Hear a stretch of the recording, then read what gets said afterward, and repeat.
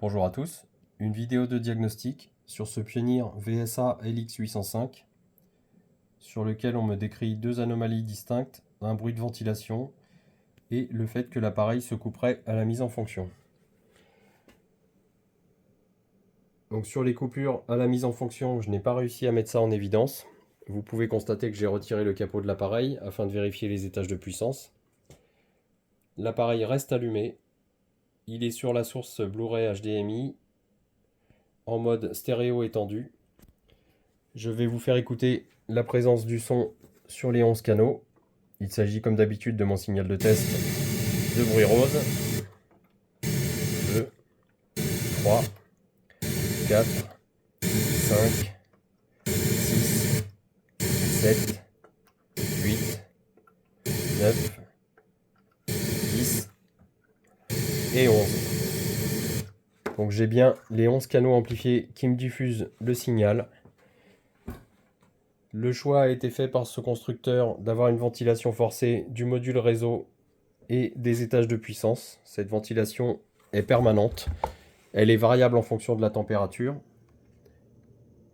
Mais même à bas régime, on a une ventilation forcée, un peu à la manière d'une alimentation de PC. Donc c'est un choix. On ventile donc la carte réseau et les étages de puissance. Et ça, c'est un paramètre sur lequel je ne peux pas intervenir. Il y a de nombreuses demandes sur l'appareil équivalent de la gamme Onkyo. Donc chez Onkyo, il s'appelle le RZ70.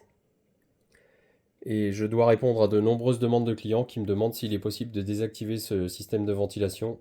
J'ai fait des remontées au constructeur et on va voir s'il y a une réaction. Donc ça pourrait se corriger bien entendu par une reprogrammation. Malheureusement, je n'ai pas accès à tout ça, donc il faudrait que ce soit le constructeur qui s'en occupe. Mais c'est une demande qui est assez récurrente. J'ai de nombreux clients de RZ70 Onkyo qui m'indiquent qu'ils souhaiteraient que lorsqu'elle n'est pas nécessaire, cette ventilation des étages de puissance soit désactivée.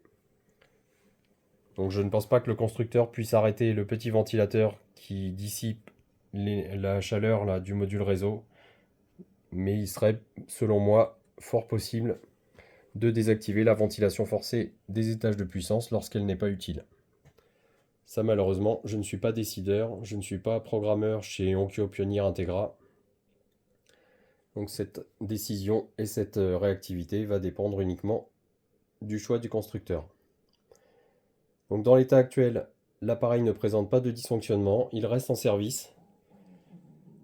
Je vais m'occuper de contrôler le bias des étages de puissance maintenant que l'appareil est à température ambiante. Et si ce bias est correct, je vais remettre, donc je vérifie à la main la température des dissipateurs, on est vraiment très très froid. Donc si ce bias est correct, je vais remettre le capot et je vais faire des essais en charge. Donc je n'ai que 4 charges, je vais pouvoir faire 4 canaux par 4 canaux.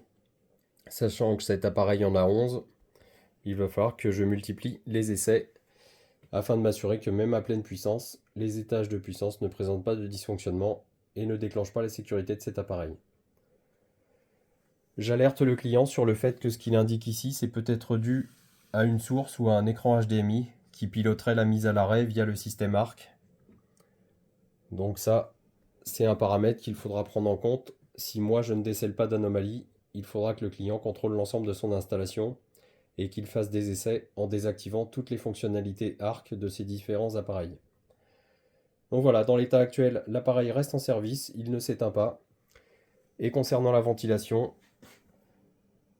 elle est fonctionnelle, pas bruyante, pas anormalement bruyante en tout cas. Et je vais encore faire une remontée au constructeur en disant qu'on a un nouveau client qui souhaiterait que cette ventilation soit mise à l'arrêt. Selon moi, c'est possible pour les cartes de puissance lorsqu'elles ne sont pas sollicitées. Voilà, je vais arrêter ici cette vidéo, je vais remettre en place le capot et procéder à des essais en charge.